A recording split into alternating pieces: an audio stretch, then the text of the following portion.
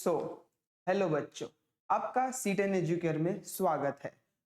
Guys, जैसा कि हम जानते हैं कि हमारा मतलब 10th SSC का कुछ ही दिनों में एग्जाम आने वाला है, बोर्ड एग्जाम आने वाला है, हाँ कि ना। तो गाइज, आज हम उस टॉपिक पे चर्चा करने वाले हैं जिस टॉपिक से बच्चे बहुत ज्यादा डरते हैं। तो गाइज, आज मैं आपके लिए इस वीडियो में लेके आया हूं सारे चैप्टर्स के जो इंपॉर्टेंट न्यूमेरिकल्स जो प्रीवियस ईयर क्वेश्चंस पेपर में पूछे गए हैं, उन क्वेश्चंस को हम सॉल्व करने वाले हैं। अगर आप इन न्यूमेरिकल्स को कर लेते हैं तो इनसे रिलेटेड जो भी प्रॉब्लम्स आपको एग्जाम में पूछे जाएंगे वो आप इजीली सॉल्व कर पाएंगे, हाँ कि ना गाइस। तो आज का लेक्चर आपका न्यूमेरिकल बेस्ड रहेगा। तो आज आप सारे चैप्टर से रिलेटेड जितने भी न्यूमेरिकल्स मतलब एग्जाम में इससे पहले पूछे गए हैं वो अब आज हम देखने वाले हैं। ओके गाइस, तो स्टार्ट करते हैं बिना किसी टाइम गवाए हमारे लेक्चर को। ओके, तो 10th SSC के स्टूडेंट्स के लिए बोर्ड एग्जाम आने वाला है एंड आज का लेक्चर है मोस्ट इंपॉर्टेंट न्यूमेरिकल पे, हाँ कि ना गाइस।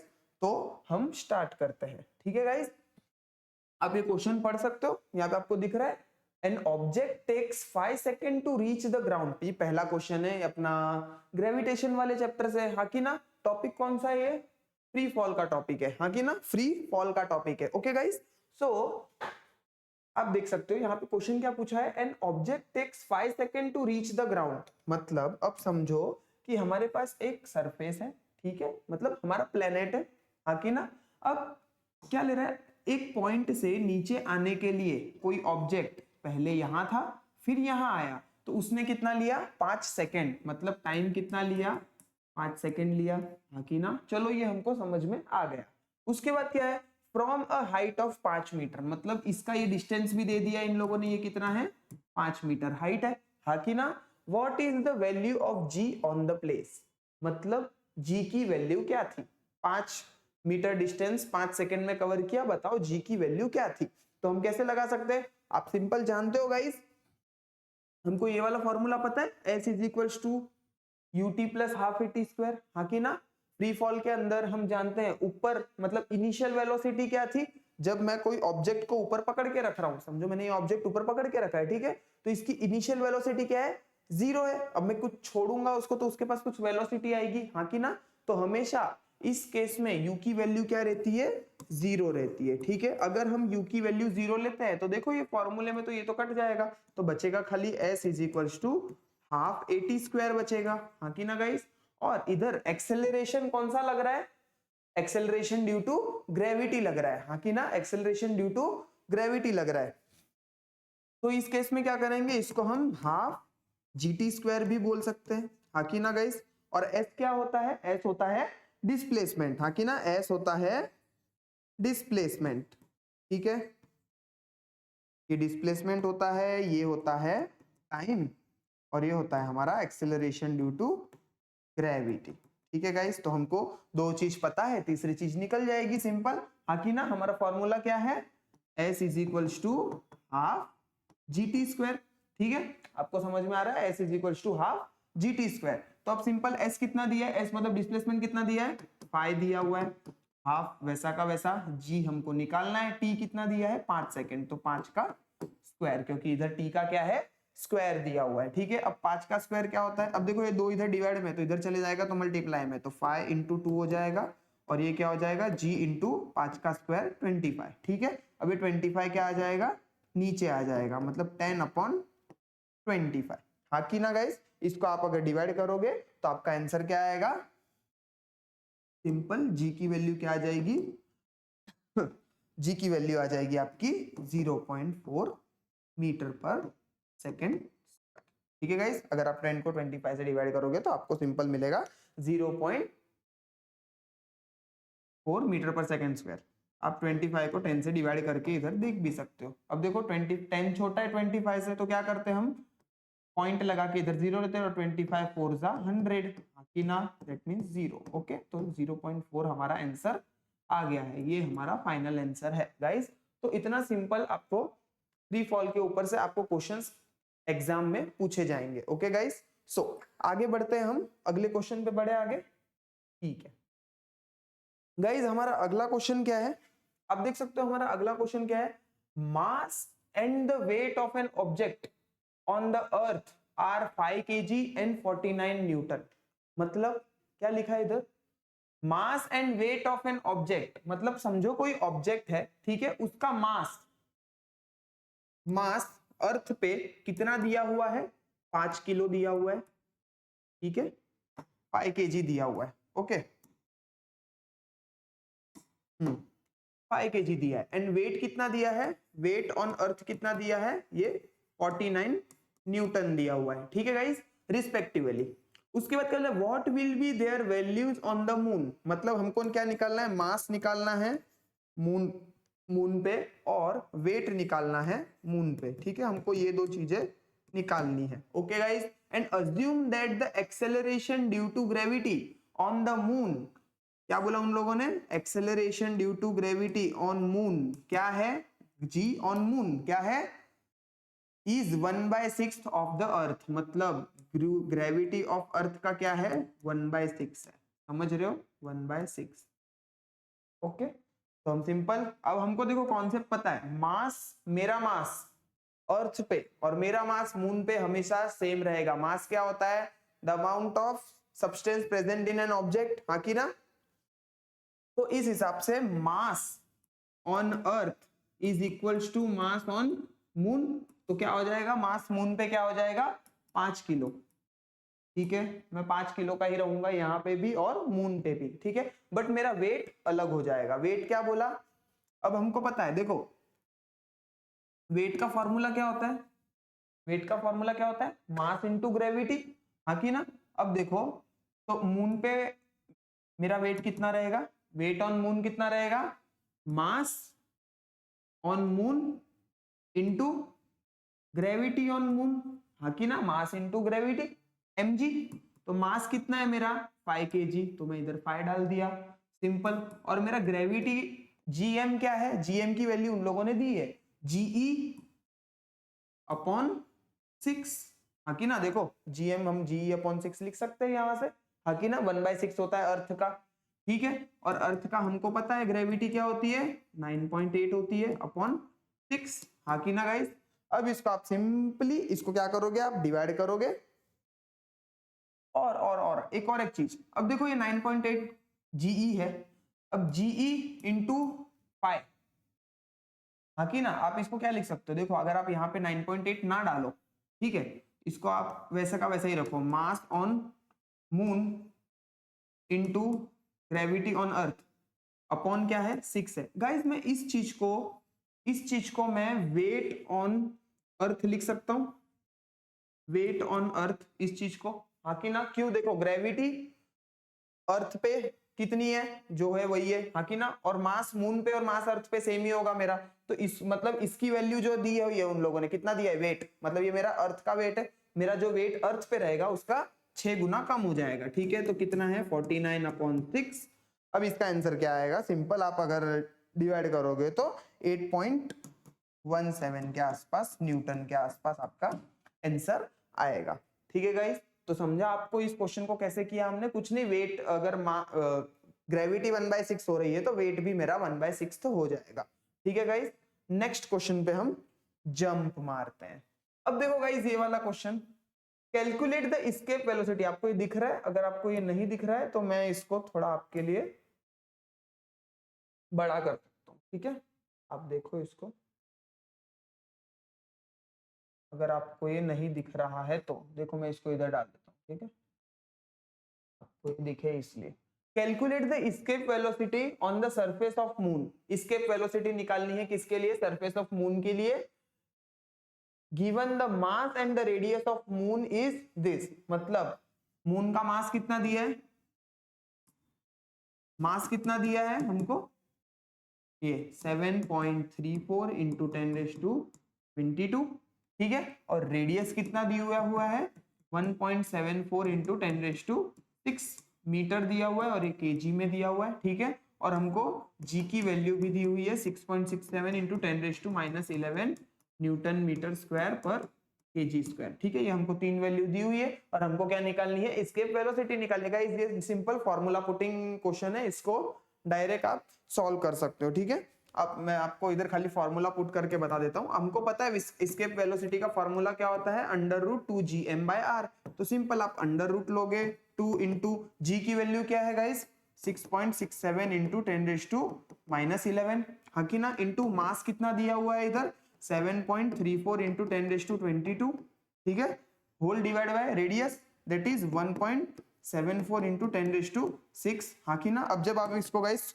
सॉल्व करोगे तो आपको कुछ आंसर मिलेगा हाँ कि ना। अब इसको आप मल्टीप्लाई नॉर्मल कर सकते हो, डिवाइड कर सकते हो ओके। तो इसको आप सॉल्व करोगे ना तो आपको आंसर मिलेगा 2372.55 मीटर पर सेकेंड ठीक है guys.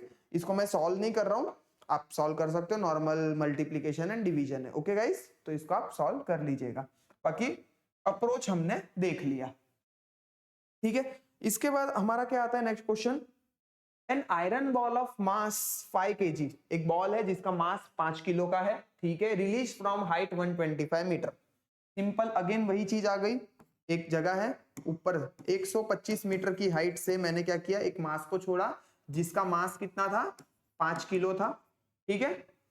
False freely the ground, नीचे फ्रीली गिरता है मतलब free fall, assuming that the value of G is, G की वैल्यू उन लोगों ने क्या दी हुई है 10 दी हुई है। Simple calculate the time taken by ball to reach the ground. Simple, हमको पता है फ्री फॉल में क्या होता है formula, S is equals to half g t square हाँ कि ना, ये हमने इसके पहले वाले क्वेश्चन में निकाला direct, S is equals to half g t square. अब U की वैल्यू 0 हो गई, A की जगह G डाल दिया तो यही आ जाएगा ठीक है। अब सिंपल S कितना दिया है उन लोगों ने 125 दिया है, हाफ G की वैल्यू कितनी दी है 10 दी है, और टी स्क्वायर, अब देखो 2 5 इधर 10 हो जाएगा और 5 इधर डिवाइड में आ जाएगा तो 125/5 is equals to t square हाँ कि ना। इसको डिवाइड करोगे तो क्या आ जाएगा 5 2 10 बचा 5 5 25, दैट इज टी स्क्वायर की वैल्यू आपकी क्या आ गई 25, और तो फिर टी कितना आ जाएगा आपका 5 सेकेंड ठीक है। आपको आंसर मिल गया, time taken to reach the ground is 5 second. Simple, इतना सिंपल था। आपको ये अगर आप क्वेश्चंस कर लोगे, प्रैक्टिस कर लोगे तो आप न्यूमेरिकल्स एग्जाम में नहीं छोड़ सकते गाइस। तो बहुत इजी है, अच्छे हैं और स्कोरिंग भी है ठीक है गाइस। देखो 3-3 मार्क्स के लिए ऐसे क्वेश्चंस पूछे रह जा रहे हैं आपको। क्या बोल रहा है वापस से, an iron ball of mass 3 kg, mass कितना है 3 kg है, release from a height of 125 metre.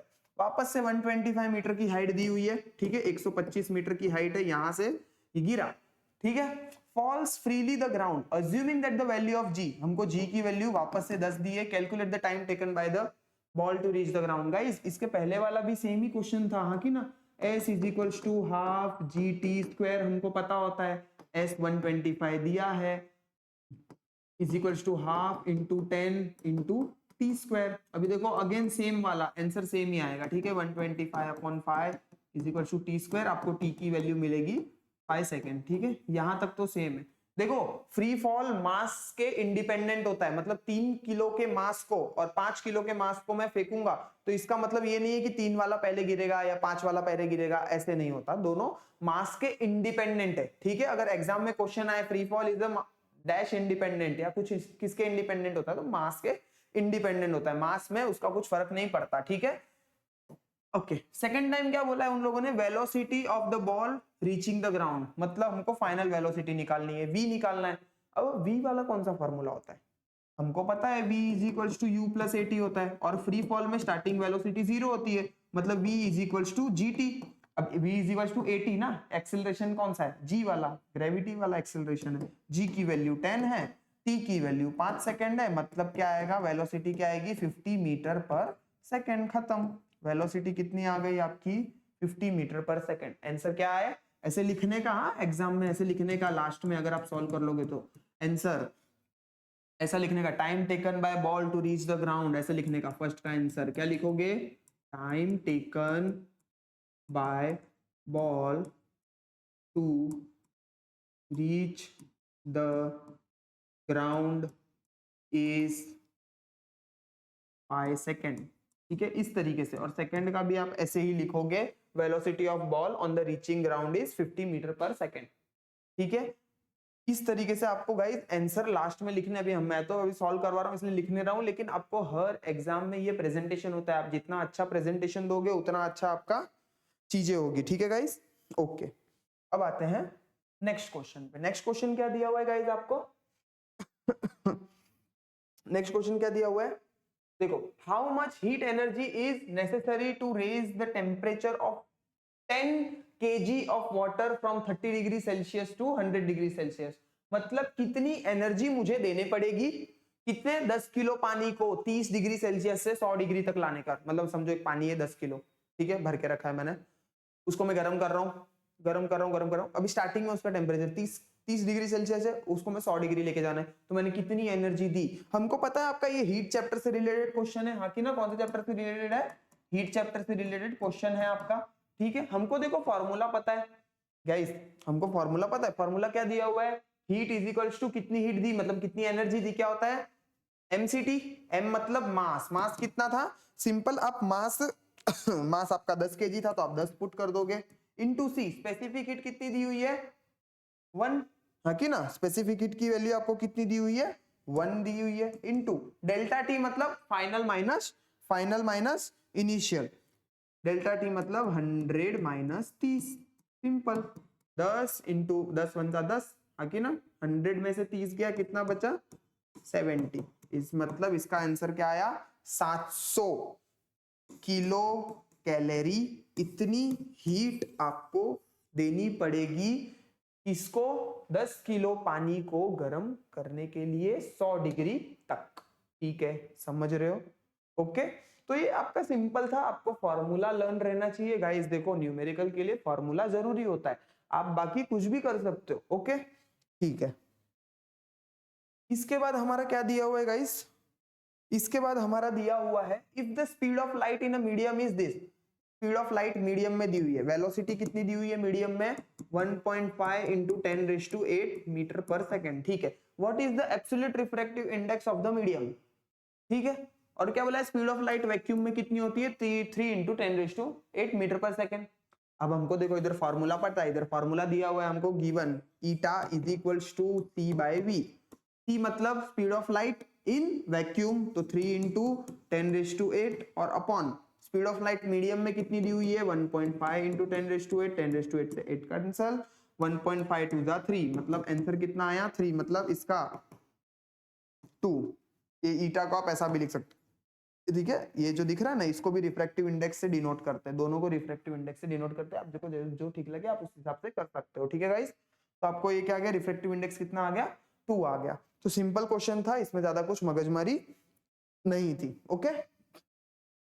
इसके बाद नेक्स्ट क्वेश्चन क्या बोलता है guys, next question the absolute refractive index of water is 1.33, मतलब अभी हमको क्या दिया रिफ्रैक्टिव इंडेक्स दिया, इसकी जगह मैं ऐसा लिखता हूं, मेरे को इसकी आदत है इसलिए 1.33 दिया हुआ है। What is the velocity of light in water, मतलब मीडियम में निकालनी है हमको, v निकालना है, v निकालना है तो इसको c बाय रिफ्रैक्टिव इंडेक्स कर सकता हूं, हाँ कि ना, v इधर चले जाएगा, रिफ्रैक्टिव इंडेक्स इधर आ जाएगा, मतलब 3 इंटू 10⁸ डिवाइड बाय 1.33। अब इसको डिवाइड करो, आंसर क्या आता है मुझे बताओ गाइस, चलो आंसर क्या आएगा, आंसर आएगा 313, इसको आप डिवाइड करोगे तो आंसर आएगा 2.25 इंटू 10⁸ मीटर पर सेकेंड, मतलब यह वेलोसिटी रहेगी कितनी 2.25 इंटू 10⁸ मीटर पर सेकेंड, किसमें वाटर के अंदर, लाइट की वेलोसिटी, समझ रहे हो गाइस। ये आपका सिंपल क्वेश्चन था, ओके, समझ में आ रहा है आपको। इसके बाद अब देखो आपका वो फोकल लेंथ वाले, लाइट वाले चैप्टर से फोकल लेंथ वाला क्वेश्चन है, ऐसे क्वेश्चंस भी आ सकते हैं सिंपल, आपको 2-2 मार्क्स के लिए पूछा है। Focal length of a convex lens is 25 centimetre, what is it's power. अब देखो हमको पता है पावर का फॉर्मूला 1/f होता है, हाँ कि ना, और फोकल लेंथ किस में होनी चाहिए गाइस, मीटर में। ये बहुत ध्यान में रखना, ये बहुत इंपॉर्टेंट है, क्योंकि बच्चे लोग क्या करते हैं 25 सेंटीमीटर दिया है ना तो उसको 1/25 डायरेक्ट कर देते हैं और आंसर उनका रॉन्ग हो जाता है, समझ रहे हो गाइस। तो आपका जो फोकल लेंथ होता है ना, इसको हमेशा मीटर में रखना है। अब देखो फोकल लेंथ आपको कितना दिया हुआ है 25 सेंटीमीटर दिया हुआ है, तो उसको पहले मीटर में कन्वर्ट करो। 25 सेंटीमीटर मतलब 0.25 मीटर, हाँ कि ना, सेंटीमीटर को 100 से डिवाइड कर दो तो आपका आ जाएगा मीटर में, ठीक है, ओके। तो सिंपल आपको ये मिल गया। अब क्या करोगे आप, सिंपल आपको निकालना है पावर, पावर का फॉर्मूला होता है 1/f, दैट इज 1/0.25, हाँ कि ना, इसका मतलब 0.25 4 जा 1 होता है, मतलब 4 डायप्टर, ठीक है। p की वैल्यू क्या आ गई 4 डायप्टर आपकी वैल्यू आ गई, समझ रहे हो आप गाइस, ओके। तो ये आपको आंसर आ गया 4 डायप्टर, इसके आगे आप दूसरा भी कर सकते हो, 11th वाला। 11th वाला क्या है, the focal length of a convex lens is 20 centimetre. आप चलो ये पॉज करो वीडियो और एक बार ट्राई करो, चलो खुद से, सिंपल है, सेम टू सेम क्वेश्चन है, कुछ नहीं है इसमें। फोकल लेंथ क्या दी हुई है, 20 सेंटीमीटर दी हुई है, इसका मतलब फोकल लेंथ क्या हो गई, 0.2 मीटर, हाँ कि ना। अब पावर क्या हो जाएगी, 1/0.2। अब 0.2 फाइजा 1, हाँ कि ना, 0.2 फाइजा 1 ये होता है, तो इसको फाइव डायरेक्टर। ओके गाइस, समझ रहे हो, ये आपका हो गया क्वेश्चन। अब आता है नेक्स्ट क्वेश्चन। नेक्स्ट क्वेश्चन क्या है guys, the orbit of a satellite is exactly 35,780 kilometre above the earth surface. मतलब समझो एक सैटेलाइट घूम रहा है, ठीक है गाइस, इधर मैं डायग्राम बनाता हूँ, ये आपको दिख रहा है, अर्थ है अपना, ठीक है, ये सेंटर है, ये अर्थ की रेडियस है कुछ, ऐसा समझ लो, ठीक है। अब अर्थ के सरफेस से कितना ऊपर सैटेलाइट घूम रहा है, अर्थ से सैटेलाइट इतना ऊपर घूम रहा है, समझ रहे हो, मतलब ये कितना डिस्टेंस दिया उन लोगों ने, 35,780 kilometre above the earth surface, and it's tangential velocity, इसकी टेंजेंशियल वेलोसिटी कितनी दी हुई है, 3.08 किलोमीटर पर सेकेंड, ठीक है guys. How much time the satellite will take to complete the one revolution of earth. Earth का रेडियस भी दिया हुआ है 6,400 किलोमीटर। कैसे करोगे गाइस, इसमें बेसिक मैथ्स लगाओ, कुछ मत लगाओ। अब देखो क्या करोगे आप, सिंपल देखो, टोटल हम सेंटर से लेते हैं, हाँ कि ना। अब इसको सर्कल मान लो, सर्कल मान लो। अब देखो इसका टोटल रेडियस क्या होगा, टोटल बड़ा कितना रेडियस होगा इसका, स्मॉल आर प्लस ये कैपिटल रेडियस क्या बन जाएगा, स्मॉल आर, मतलब अर्थ का रेडियस, और जितना हाइट पे वो घूम रहा है, मतलब 35,780, हाँ कि ना। और तो अर्थ का रेडियस कितना दिया हुआ है, 6,400 किलोमीटर, हाँ कि ना। और उसमें हमको कितना प्लस करना है, 35,780, ठीक है। तो आपका टोटल कैपिटल रेडियस टोटल कितना हो जाएगा आपका सिंपल 42,180 किलोमीटर, हाँ कि ना, 42,180 किलोमीटर आपका टोटल रेडियस हो जाएगा, किसका, मतलब सैटेलाइट इस रेडियस से घूम रहा है पूरे में, समझ रहे हो, हाँ कि ना। अब क्या होगा गाइस, सिंपल, अब आप देख सकते हो अब आपको क्या निकालना है, अब देखो ये कितना डिस्टेंस कवर कर रहा है, आप देख सकते हो, सैटेलाइट पहले इधर था, फिर इधर इधर इधर इधर इधर इधर इधर इधर इधर इधर इधर इधर घूम के पूरा इस पॉइंट पे आएगा, मतलब इसने सरकमफेरेंस कवर किया सर्कल का, आगे ना सर्कुलर लूप घूम रहा है, तो हम 2 पाई आर से, सॉरी ये कैपिटल आर, ठीक है, 2 पाई आर से हम वैल्यू निकाल सकते हैं, 2 इंटू 3.14 इंटू आपका आंसर क्या, 42180, हाँ कि ना, 42180। तो इसका यार सरकमफेरेंस मल्टीप्लाई करो, मल्टीप्लाई करके आंसर निकालो, चलो बताओ, मल्टीप्लाई करके आंसर क्या आ रहा है, क्या आ रहा है आंसर, 265040.67 किलोमीटर, ठीक है, ये आ रहा है सरकमफेरेंस, ठीक है। अब उसने क्या पूछा है हमको, टाइम कितना लगा उसको घूमने में। अब हमको पता है वेलोसिटी क्या होती है, डिस्टेंस अपॉन टाइम, हाँ कि ना। तो टाइम क्या होगा, डिस्टेंस अपॉन वेलोसिटी, वेलोसिटी दी हुई है, अब डिस्टेंस कितना कवर किया है इसने, इतना, ये 265040.67 डिवाइड बाय वेलोसिटी कितनी दी हुई है, 3.08, सिंपल। ओके, तो टाइम हमको मिल जाएगा, टाइम की वैल्यू क्या मिलेगी हमको, सिंपल आप डिवाइड करोगे तो हमको क्या मिलेगी, टाइम की वैल्यू 86052.17 सेकेंड, दिख रहा है आपको, ये आपको टाइम मिल गया, खत्म हो गया, सॉल्व। अब इसको आप घंटे में भी कन्वर्ट कर सकते हो, मल्टीप्लाई बाय 60 करके, मिनट में कन्वर्ट कर सकते हो, फिर घंटे में भी कन्वर्ट कर सकते हो, तो आप उसके ऊपर कर सकते हो, ठीक है गाइस। ओके, तो इतने ये टाइम लेगा ये मल्टीप्लाई करने में, अगर आपको इसको करना है कन्वर्ट तो आप कर सकते हो, ठीक है। तो ये था आज के, आपने जितने भी देखे हमने सारे चैप्टर से related MC sorry numerical solve किए। ओके गाइस, तो आप इससे आपको कॉन्फिडेंस आ सकता है कि आप कैसे एग्जाम में इसको और अच्छी तरीके से कर सकते हो। इससे रिलेटेड जितने भी न्यूमेरिकल्स है वो सब गाइस सॉल्व कीजिए, और भी न्यूमेरिकल सॉल्व कीजिए जितने जहां से आपको मिलते हैं ऐसे न्यूमेरिकल डायरेक्ट जो क्वेश्चन बेस्ड है, फॉर्मूला पुटिंग है, ये कब करिए, क्योंकि आपके बोर्ड एग्जाम में आपको ऐसे ही न्यूमेरिकल्स आने वाले हैं, तो इसलिए ज्यादा टेंशन लेने की जरूरत नहीं है। और अच्छे से कीजिए, आपके एग्जाम के लिए आपको ऑल द बेस्ट, और कुछ भी डाउट हो तो आप देखते रहिए C10 एजुकेयर। ठीक है गाइस, धन्यवाद।